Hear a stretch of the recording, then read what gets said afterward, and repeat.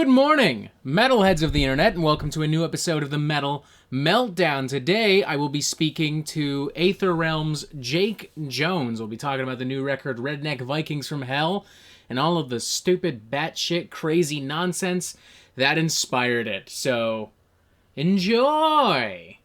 Hello, hello? Doing good, how are you? Oh, I'm fine. Just getting up. Can you hear me all right? Yeah. All right. Sorry, I didn't realize you'd be waking up around this time. Oh man, I gotta take advantage of my little weekends off. Uh, but this is like if I don't have something to be doing on the weekend, it'd probably be later, which is bad. So I'm glad that I've got this to do. Well, I'm happy I could motivate you up then. Thanks, man. How's life in quarantine? I guess we gotta address the elephant in the self-distancing room. Yeah, it's not all bad.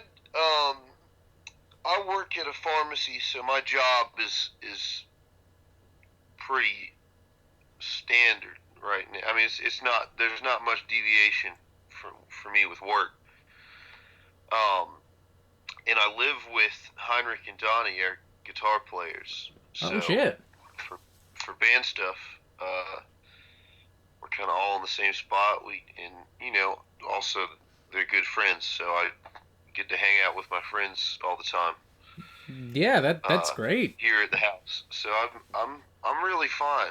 Uh, I mean, I'm about ready to tear my head off with trying to figure out when is going to be the appropriate time for bands to, get back out on the road. Because I'm pretty eager for that, and nobody really knows yet. I think the safe thing that everybody's doing right now is just scheduling stuff for 2021. Mm-hmm. And everybody's kind of doing that. So 2021 is going to be just like a packed year for touring. Yeah, I can't even think of any bands that still have any tour dates standing at this point. I really can't. Yes, there are few, if any. Like I think the So yeah, we're just trying to pinpoint like the time where everybody's gonna be like, all right, yeah, go do whatever you want. We're set. yeah, it's safe to go out and drink and party. Yeah. Spe- Well, we don't know, so we're just kind of sitting and waiting on that end. No, that's the killer part. I've talked to a lot of people in other interviews where they're in the same boat. They're just like, we want to go out and tour. We have no idea when, and Yeah, it'd be sick if it was just like, all right, look, November 4th. That's when shit's gonna be fun. Yeah. All right, cool. Put the tour started on November 5th, and Yeah. let's roll. Don't talk to me on November 3rd, but November 4th we're good. Yeah. Nobody talked to me on November 3rd. I'm gonna be getting ready for tour, and then November 5th, boom. And we don't know. What we ended up doing is we've got a bunch of like options for dates, and we're just waiting to see which one's gonna work. Yeah. Since most of you are together, have you considered doing like a live stream show from home? Or, I mean, I know it's Yeah. not as much fun as an actual show, but something to bide the time. Yeah. The thing I've been working on when I'm, on my nights and stuff and weekends is, I've been practicing the song Guardian a whole bunch on my slightly out of tune piano. And I've got it to where I'm pretty confident with it. I'm trying to get my vocals to where I'm also pretty confident because, like, in the studio, you can sing a line 100 times, and then you pick the really good take, and then you can move on to the next one, Mm-hmm. And so I'm trying to get my vocals to where I can just do the whole song, and, like, it's all spot on for that one. And it's not there yet, but it's probably 80% there. So we'll do that at some point, just like acoustic Guardian from the kitchen.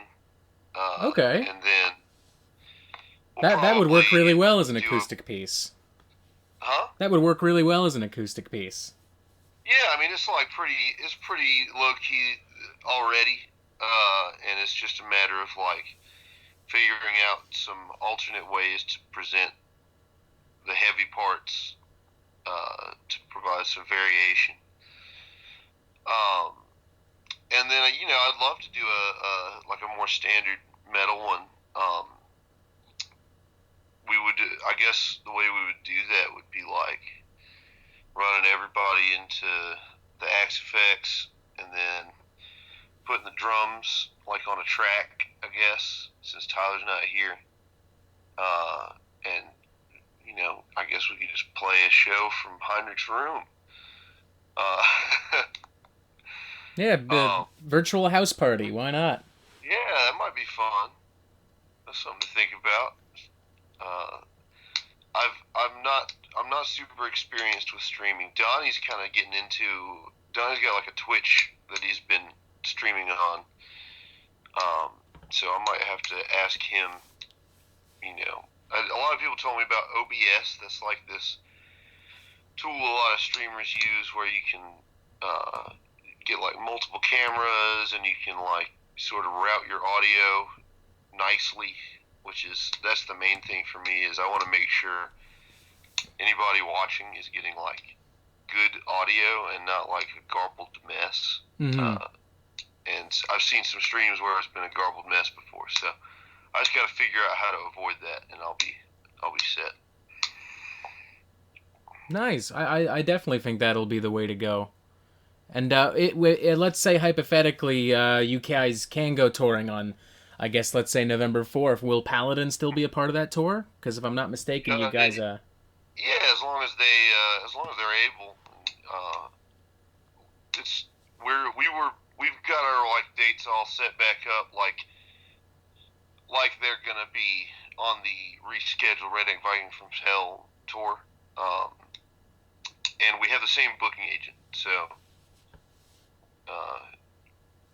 we're all kind of just, we've all talked about it a bunch, and we're all just kind of waiting now because they had multiple tours scheduled after ours, and then they all got canceled. So at first they were like, "Well, I don't think we can do anything afterwards," and then all their tours got canceled. They were like, "Well, yeah, we're all free. I guess we will." November 4th it is. Yeah, this is pretty rough. But, we got a plan. We don't know when the plan's going to be executed, but we do have a plan. Oh, that's very good to hear. Let's talk about the new album, Redneck Vikings From Hell. I've had this question on my mind. Where the hell did that title come from? Like, was this just a late night of drinking and you said, "I've got it, Redneck Vikings," or is there something more to that? Yeah, there is. It's actually, man, this sounds ridiculous, but that's like the most honest, maybe that's the right word. It's like the most honest album title and like theme we've ever had. And in that regard, like our first album, One Chosen by the Gods, is a lot of like short stories, fantasy adventure tales of like battle and magic and sword and sorcery kind of vibes. Mm-hmm. And, very like Odin vibe. That's like a classic, Amon Amarth style Viking metal song. And then on Tarot, we are still keeping with that sword and sorcery kind of vibe, but we don't do any like specific Odin stuff. But we are still sort of presenting this, very, very fantasy Euro metal kind of album. Okay. On Tarot, and all the lyrical themes are invoking these sort of occult magical vibes. And then this time around, that song was actually going to be we had set up a different version of that song that was that really had very little common other than the name of the song Redneck Vikings From Hell, and it was going to be a bonus track on Tarot. Oh. And Tarot was just like an album that ran really, really long, and so we couldn't even fit all the songs that were supposed to be on Tarot, let alone a possible bonus track. We ended up, because we wanted to have the song The Magician be on Tarot, and it didn't happen because we wrote too much music. It was like 72 minutes of music. Without The Magician, it was like 78 with The Magician. And it didn't fit all on a CD, and we couldn't afford a double CD release. So we said, well, fuck it. See You, The Magician. That's going to be it. Everybody's already heard that one, so you're fine. Just why not? It's already there. Yeah, it's already out. I was like, I don't want to like cut something people haven't heard because I really like all the other songs on Tarot. Mm-hmm. So, no, it's a great record. That happened. But that Redneck Vikings thing, the whole joke is that, I mean, the idea is that like we're four guys from North Carolina in the United States, and we play what some people would say is Viking metal or Finnish folk metal or melodic death metal that sounds like it's from Finland or from Scandinavia or whatever, right? And at some point, if you like just think about that, it's kind of silly. It's kind of a silly idea. Objectively, it's pretty silly. For four dudes from North Carolina to just like wholeheartedly, I mean, I used to wear like a bear skin, like a bearskin rug as like a cape and a pauldron on my back and shoulder. Oh, that's awesome. Played shows, and it was sick, right? I mean, it was really hot, but it looked sick and all that. Yeah, I'd bear the heat for that. There's an Huh? I'd bear the heat for that. That sounds cool. It's it's just silly, right? We can sort of cast everybody's we can suspend everyone's disbelief for a bit while we get on stage and play it up, but we wanted to write an album that was not like, that was honest about who we are as people in the band, right? We were just like, well, what if we, instead of like leaning farther into sort of pretending to be this band of Vikings from ye old heritage north, what if we like just write it as us? And that's kind of where that came from. It's like, all right, well, let's write sort of a tall tale backstory for ourselves. You know, we're these redneck Vikings that sprang up out of hell, and we come to your town and we party it to the ground. And, so that's kind of what that song and eventually the album title came out to be. We feel like it's like trying to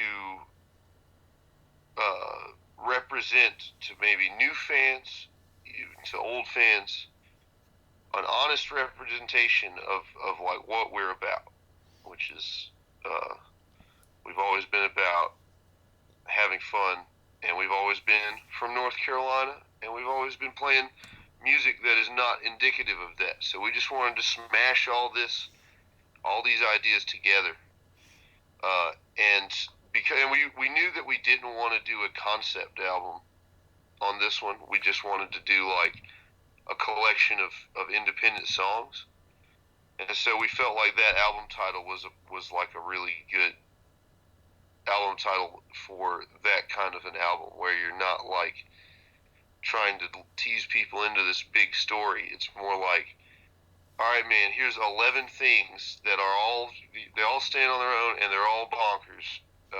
And this whole album's bonkers. Here you go. Craziest album title we can get. Yeah, I can't think of a better song that could better define you guys, come to think of it. I mean, the album itself is totally bonkers, but Redneck Vikings From Hell, there's banjo in it. There's this big southern riff at the end. There's like Viking chants, and it's just amazing. I think in my review I said it sounded as if the Charlie Daniels Band and Ailstorm got together and drank fucking Viking mead or some Oh shit. yeah, I read that one. Thanks, Robert. Yeah, it's Wayne Ingram from the band. Do you know the band Wilderun? Have you ever heard of them? I do. Great band. Last record Yeah, was incredible. Wayne, their orchestrator and sometimes guitar player, and sometimes bass player, did all the banjo on Redneck Vikings from Hell. Oh, cool. I didn't Yeah, even it's know like that. the Wilderun guest appearance on that one. Oh, and he did slide guitar. He did like lap steel guitar too. Oh, that is so cool. I have this vision in my head now of Wilderun playing around with banjos and slide guitars, and it's a beautiful image. They have slide guitar in some songs on Sleep at the Edge of the Earth, and they probably have some on Veil of Imagination. I haven't listened to try to pick out any. If there is, I haven't noticed it, but it's certainly possible. There's a lot of stuff going on that record. Yeah, it's definitely on Sleep at the Edge of the Earth though. Mm-hmm. Which is my favorite Wilderun album.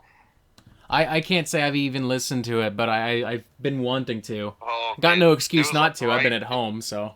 It was like their transitional album between being like piratey Teresa's style band and then going more Opethian with the newer stuff. And Sleep at the Edge of the Earth seems like it lives like right in the middle of those two things. Like lives right in between Teresa's and Opeth. Very cool. Except they got really good like heart-wrenching melodies that I'm not sure I've heard exactly the same way from either of those other bands.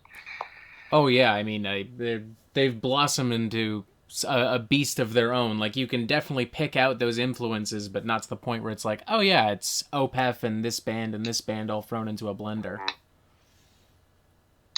And I feel like even you guys are kind of like that now. Like for years, I had people describe Aether Realm to me as like Diet Winter Sun. Yeah, you beat me to it right there.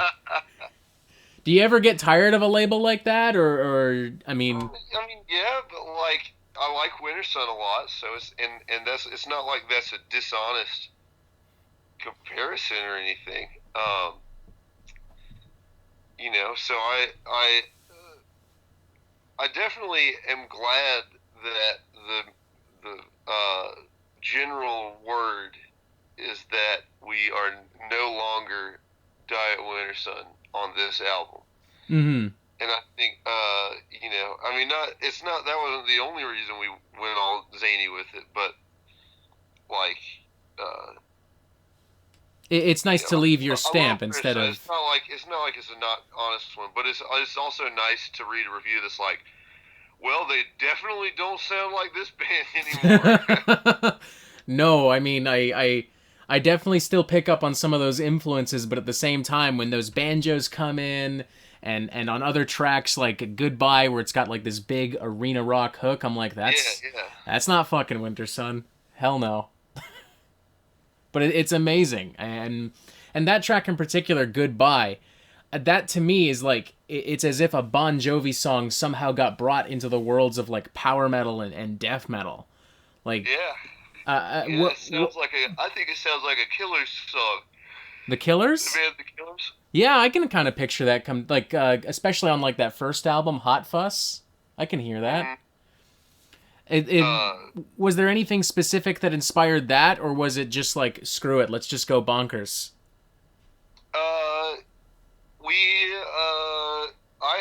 This was like a long time ago. This was like 2.5 years ago, I think. It's 2020 right now. This would have been. I think so, yeah. 2018. I've been living in Asheville, North Carolina, which is in the western part of North Carolina, and I went through a breakup and didn't have a place to live in Asheville for a bit, so I moved back down to Greenville, North Carolina, my hometown, um, and moved in with Donnie, our guitar player. And me and Donnie at this point had not really, like, Donnie obviously worked on Tarot, but me and Donnie had never like sat down together to really grind on a song or grind on music before this point. The last time I would say I had more FaceTime with like Heinrich on Tarot, and this time I had more FaceTime with Donnie, at least on that particular song. So I moved down in there with Donnie, and I was like, well, let's write some music, because we had been talking to Napalm on the last album, and our timelines didn't line up. So I said, okay, well, we'll be in touch. And I moved down in there with Donnie, and we sort of got into the lab and just started messing around with some ideas. And one that stuck out was that I think the first bit of Goodbye that got written is that intro where it's all sort of reverby and echoey. Mm-hmm.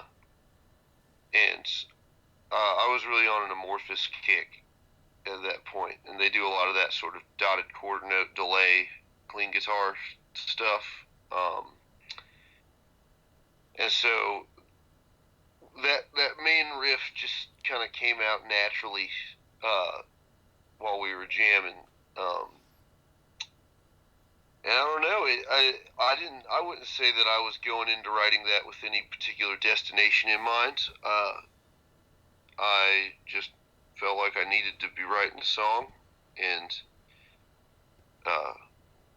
every night for a couple of months, me and Donnie I'd get home from work, and Donnie get home from work, and we'd just go into his room and start messing with stuff.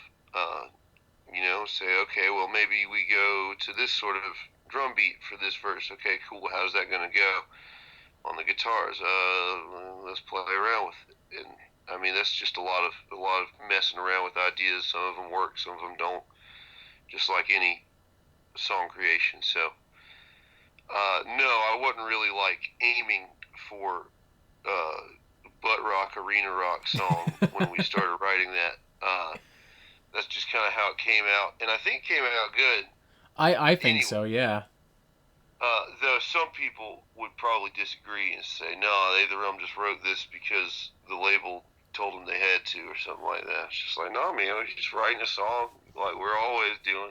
I remember when the music video came up, I saw a lot of comments initially like that, just like #AetherRealm sold out. This is gonna be ÆTHER's dead. Fucking hashtag not my ÆTHER. Yeah. And I was just like, shit, this is catchy. Oh, it's different, but it's cool. Isn't that what matters? I think, if anything, I've developed a thicker skin on this release, because there's a pretty high quantity of it's got okay stuff, but Tarot was really a way better album. I'm like, oh my god, I'm never gonna. People be like, this last song on Redneck Vikings From Hell is 11-minute instrumental, and it's really elaborate. But you know what's more elaborate? A 19-minute song on Tarot. Come on. And that's I mean, it sucks, but at the same time, that's unfortunately how a lot of metalheads specifically are. Just like, well, the other stuff was heavier and longer, and it's like, okay. I'm just like, y'all, I write the song to be the length that it needs to be. Mm-hmm. If I write a song on purpose to try to make it half an hour long, it's not going to come out right. It's got to be, like, you have to serve the song. Absolutely. You got to write the song into the position that it is trying to be in. And Something in the Star wound up needing to be 19 minutes long. I couldn't tell you why. That's just how it happened.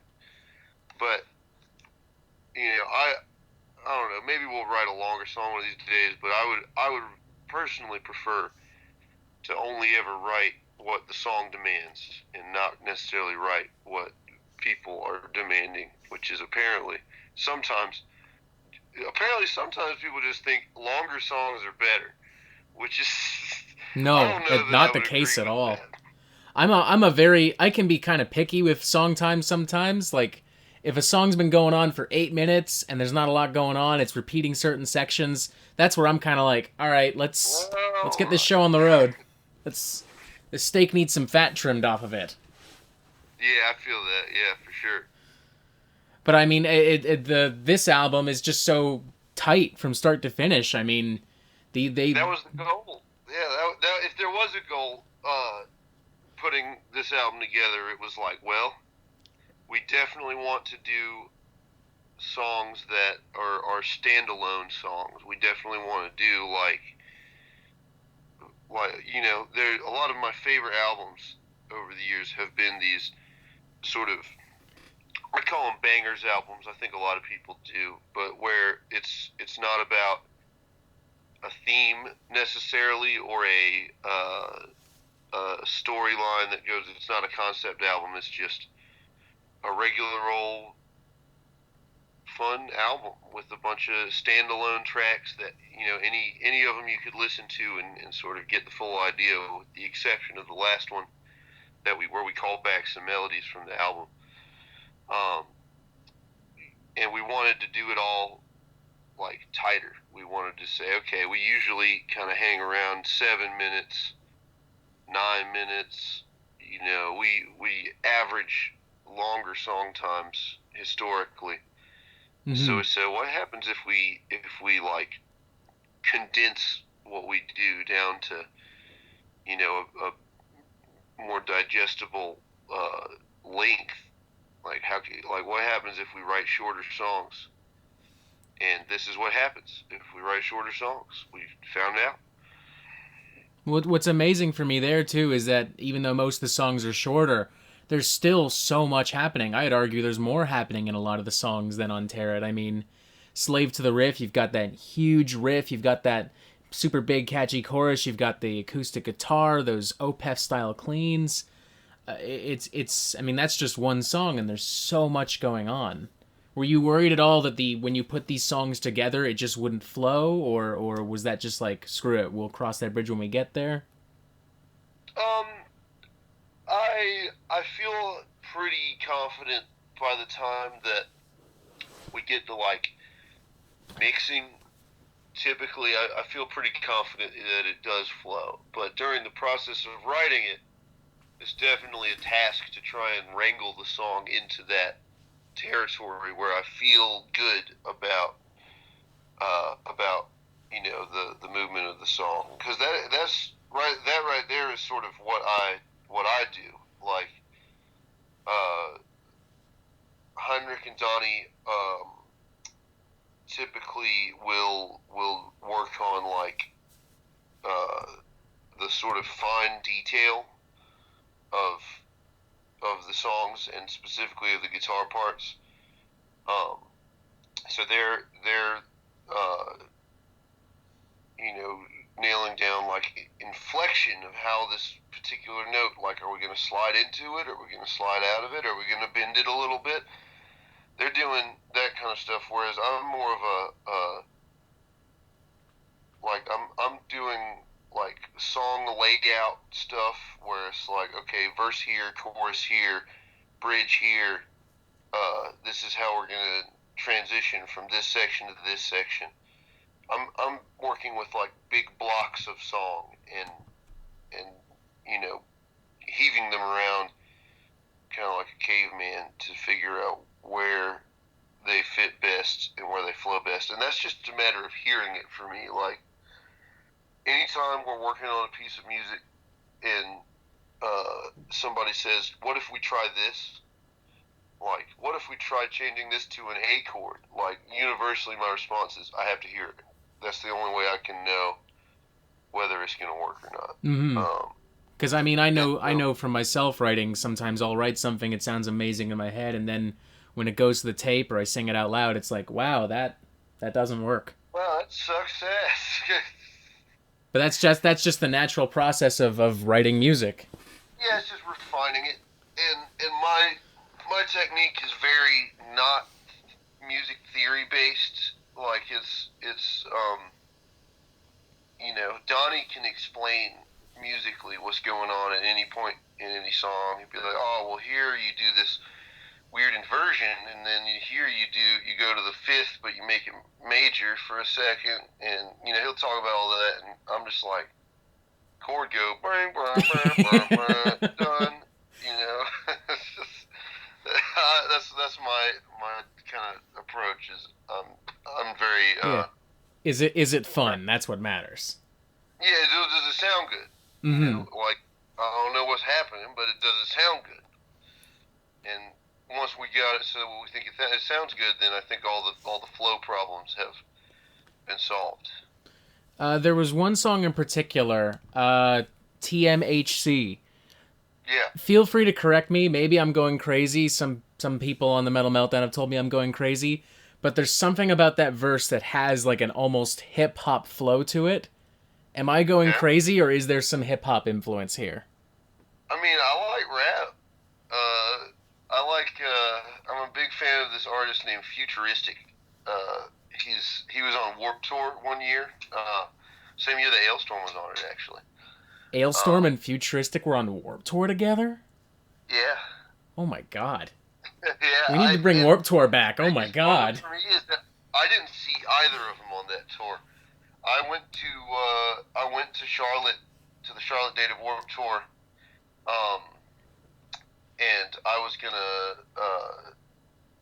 try and catch as much as I could, but I got off work late, and so I went there because I had to deliver Chris from Hailstorm a big box full of rubber ducks that he got shipped to me to sell. Of course. And so I got there late, and I didn't wind up seeing Futuristic, which is a bummer. But I've been a fan of his music for a while. And in general, I mean, I like Busta Rhymes. He's got a song called "Break Your Neck" from a long time ago that sort of these rapid fire delivery vocals. Big on Waka Flocka Flame. I like Waka Flocka. I like some of his stuff, yeah. So, I mean, certainly, yes. I don't know that I was, like, specifically thinking, like, oh, we'll do, like, a rap metal verse here. Rap metal redneck Viking. Yes. Yeah, just add more stuff. I kind of want to hear that now. I'm not going to lie. I'm ready for Aether Realm to open for Limp Bizkit. Let's do it. Yeah. Rap metal. So it's not like I was like, I'm going to write a rap verse. It was more like I certainly listened to that, and I think rap is I mean, for a lot of rappers, the whole thing is coming up with what they call interesting flows, or interesting cadences for vocal delivery, where you'll do a rhyming couplet or whatever that has the same rhythm. You just da da da da da da da da da da da da. You try and keep that like consistent timing. They treat it almost like a drum beat. Yeah, and then you switch the flow at some point. You da da da da da da da da da da. Da da da da da da da da da da da da. You'll like change these rhythmic flows in a way that hopefully sounds good. And so from that, like if we zoom out all the way to thinking about hip hop influences, like looking at flows, like lyrical flows, I would say very much I spend a lot of time with that. Just like some of the songs I'll have, if it's screaming vocals, I'll have the vocal delivery mapped out with like a drum beat sound. Like I'll have like a snare or something that just represents vocals, and just tap tap tap tap tap tap tap. It'll just do that, and I know that I want the vocals to do something like that. Lyrics come last always for me, so I'll have the whole delivery and everything figured out before I've even figured out what the first word of the song is going to be. But yeah, I mean, there's some influence there. I'm happy to know that I'm not crazy. No, you're not crazy. That makes me feel good. I mean, I might be because of quarantine, but in general, I'm not. That makes me feel really good. This is not really so much the album, but I found a video on the Aether Realm YouTube page. Jake J versus Egg versus Ailstorm reacts to Captain Yarface. What's Reacts to Ailstorm's Tortuga. Yeah, what's going on with this little controversy? For those who don't know. Oh well, it sounds like Ailstorm put out a video called Tortuga, and it was a pretty wild song, right? They sort of have chosen to break the pirate metal mold a little bit on this song. And while the large majority of people seem to like it, there's definitely some people that don't like it. And when they have a controversial piece of music like this, what you've got to do is do a react video. You got to go react to it live on camera. And that seems like that's what Captain Yarface did. Captain Yarface is a mysterious masked man. He's the front man of a band called Rumahoy. Rumahoy? I don't know. That's an Rumahoy? Yeah, Rumahoy. I've never even heard of these guys. Rumahoy, I don't know much about Rumahoy because they're just mysterious masked men. But I sold merch for them on a UK tour with Ailstorm one time. So when I saw the Captain reacting to Mr. Chris Bose's song, I felt like maybe I had to weigh in. And sure enough, then Chris wound up reacting back to Rumahoy's react of the original song, which is sort of like what I want to do with reviews sometimes. I want to review a good review and be like, oh, this review is a 10 out of 10. And then if you find a bad review, be like, oh, this review wasn't very good. I'm going to rate this review 1 out of 10. So I think Captain Yarface reacted, and then Chris reacted back, and then I was going to react to Chris, but an egg got there. An egg first, beat you to it. I had to react to a boiled egg instead. Were you at all shaken by what the boiled egg had to say? Yeah, I feel like the boiled egg should probably be canceled. I can't really back some of those awful things that the boiled egg was saying. So genuinely offensive. Yeah. Do you think we need to hear from a bagel with cream cheese on this? I would say so. I mean, I think that a bagel with cream cheese probably has a lot of insight on, why a boiled egg might say some of those things. So maybe a bagel with cream cheese can kind of bring us all together again. Absolutely, like the Martin Luther King of breads and cheese products. Oh, God. I don't even know where this is going anymore. No, but it's funny though, because if I had to pick not even a song, a single thing that describes Aether Realm so perfectly, I'd probably pick that video, because I'd just be like, if you can't handle this, don't listen to Redneck Vikings From Hell. Yeah, if you can't handle some silliness, definitely, because there's definitely silliness. Now, I would wager that if there were a metal fan that did not like silliness in their music, and they came across some of these songs individually, I think that we might be able to win them over. I think I'd agree with that, especially on the heavier cuts like "Slave to the Riff." Lean into the Wind. I feel like we could win a lot of people over with "Lean into the Wind." Especially the Black Dahlia Murder fan base, from what I understand. Yeah. I mean, it's got one of those riffs that sound kind of like that. Yeah. And I like that band a lot. It's not like that's an insult. But yeah, that one review was like, they must have stolen this riff from Black Dahlia Murder's Verminous. I was like, that's insane. 2 weeks before Unless you guys have the time stone, I don't see how you could have pulled that off. Oh, well, lucky for me, I've got this lovely time stone right here. Yeah, speak of the devil. But, one thing I've noticed is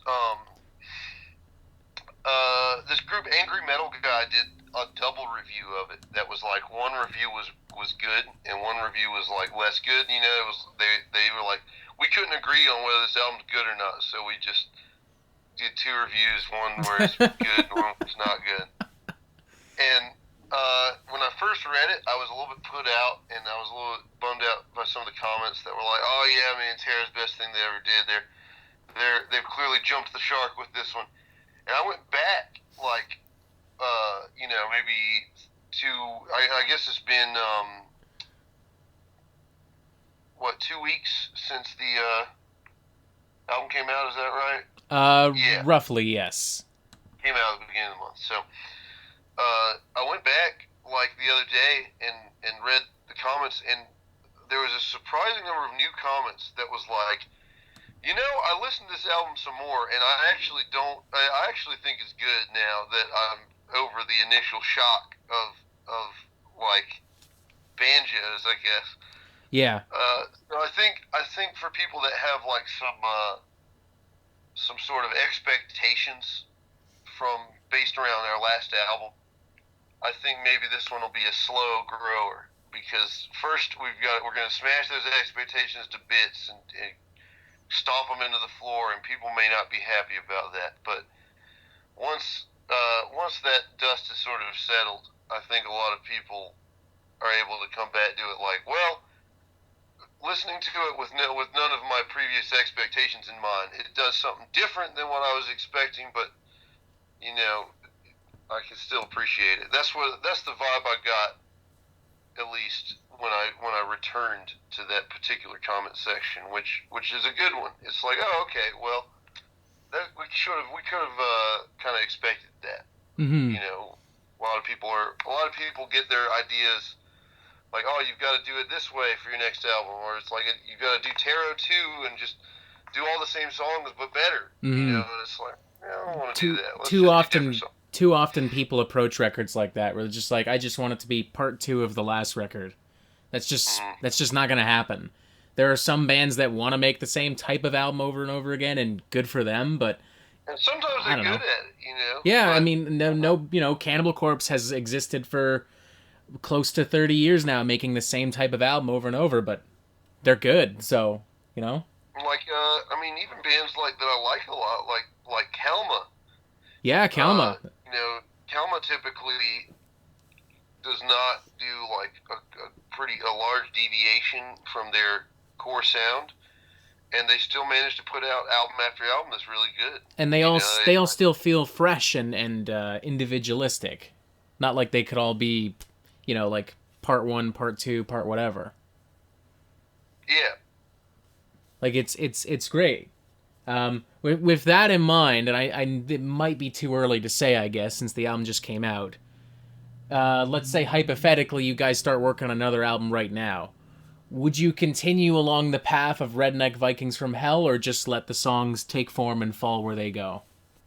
Oh, I've already kind of got it figured what we're gonna do next, and it's gonna be another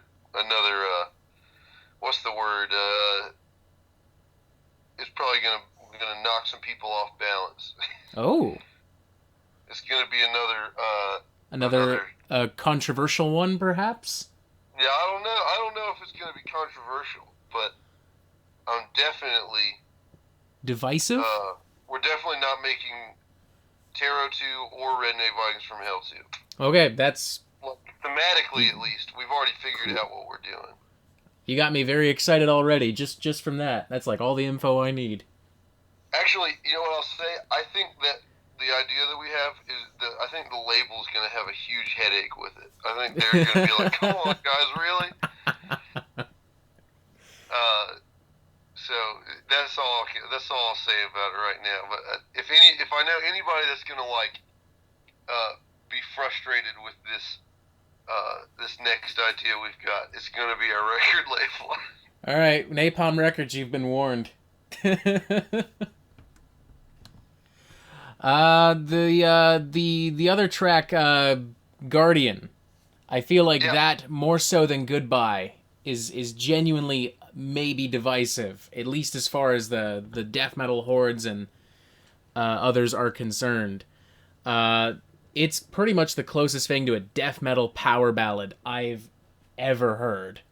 Do you think that's a possibility, making more tracks like that?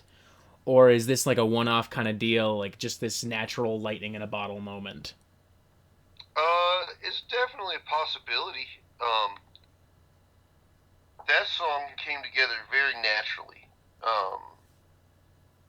Like I was sad one night, and I got up and played some piano, and that's the core ideas that came out of it.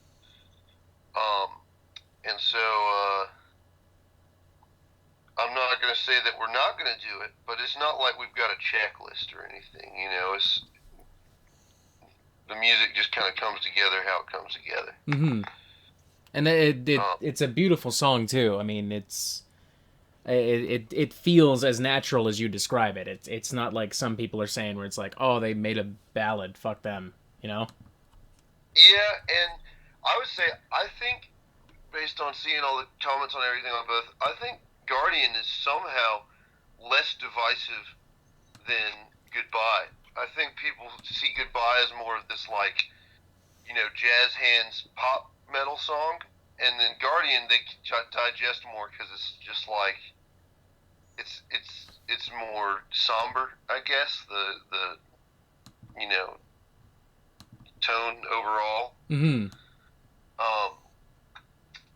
But definitely some of the same people that don't like Goodbye also don't like Guardian, but then do like, Lean Into the Wind and TMAC and, the more Yeah, metal because that's not fake metal. That's not mainstream metal or whatever. That's not fake metal for losers. That's serious metal for winners. Yeah.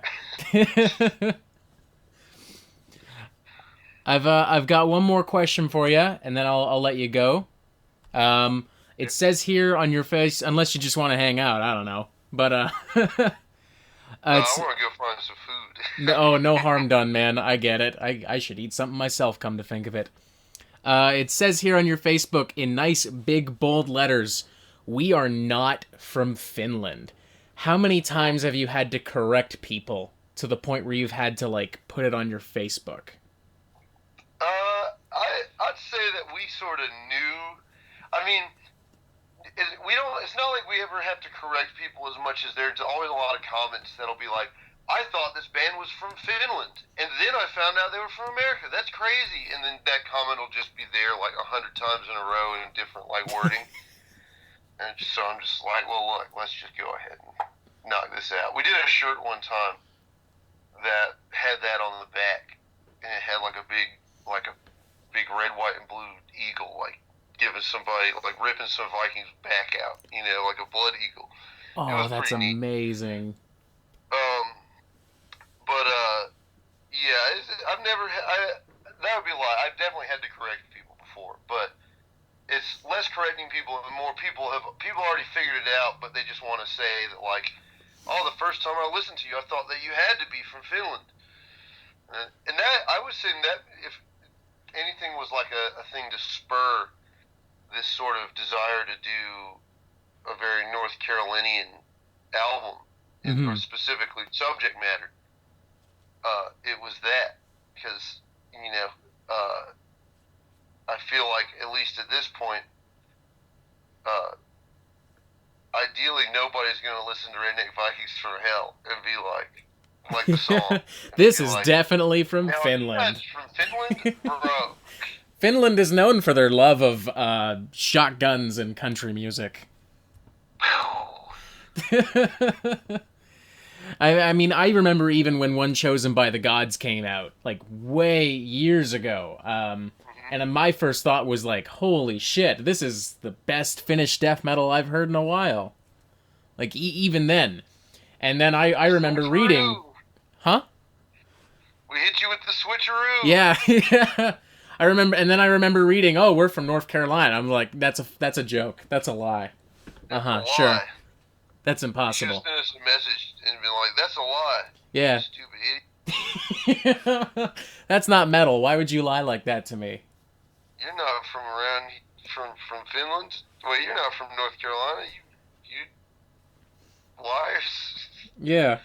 That'd be a good. I hope that maybe, like, this is maybe my grand hope, is that someday some band from Finland decides that they want to make a band that sings about North Carolina shit. They're like an outlaw country band or something. Yeah, they're like, man, you remember when ÆTHER came out with that song Redneck Vikings From Hell? Let's make a whole band around that, like, vibe. They're the, I don't know, what would be the inverse of Redneck Vikings From Hell?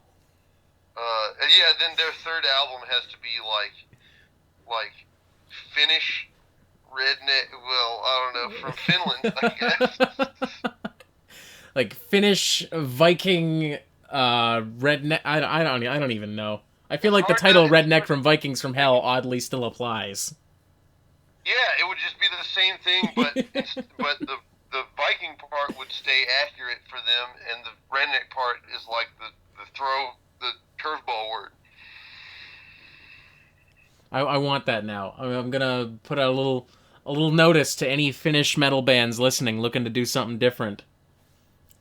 May someone make that happen. All right, man. Make the gimmick. Absolutely. Hey, you call it a gimmick, it works. You know? They said Ghost... I listened to that Necrogoblicon song, and I was like, we do need a gimmick. Hey, man, they're great. I mean, I remember when Ghost came out, and it was like Ghost is a gimmick band, but they're playing with Iron Maiden, so they must be doing something right. Yeah. I mean, and I like the newest Ghost album. One of my favorite albums of all time. Sure. Oh man, I think I might agree with that. I mean, it took a little growing on me, and I think Infestasuma might still be my favorite, but that's definitely a close second for me. Like it's just a great record. What did someone scream at me? What was that? Oh no, I was pulling up a thing that my PR person told me to look at after this. No worries. Which is some digital tour bus tour story that they've just put up, and I'm gonna cringe the whole time I watch it because it's just a close up of my face. Very nice. I hope a boiled egg or perhaps a bagel with cream cheese is there to capture it. Oh man, they'll definitely react for sure. Yeah. All right, man. I'll let you go. We'll go our separate ways, but thank you very much for all your time today. And thank you, Robert. Thanks for having me on, man. Yes, you're welcome. And yeah, I'll talk to. I'll see you around, I suppose. I'd like to say, can't wait to see. Where are you from? I'm from Toronto. Toronto. Yeah, we'll definitely see us around. We'll be up there before too long. Hell, November 5th. Maybe if we can make it happen. Oh, I think November 6th at the latest. Let's go with that. Yeah, perfect date. All right, man. You enjoy the rest of your day. Ooh? Thanks, Robert. I'll talk to you sometime soon, man. You enjoy the rest of your day. Yeah, you too. Bye. And ladies and gentlemen, that was Mr. Vincent Jake Jones from Aether Realm. We got a lot of good little goodies out of that guy. I didn't know that the fucking buddy from Wilder Run was on that record. That's fucking nuts. So, if you liked what you saw here today, obviously like, comment, and subscribe. We're going to try and do some more interviews, because Lord knows he ain't the only one sitting at home doing a whole lot of fucking nothing right now. As always, you have yourselves a fantastic fucking day, folks. See you around.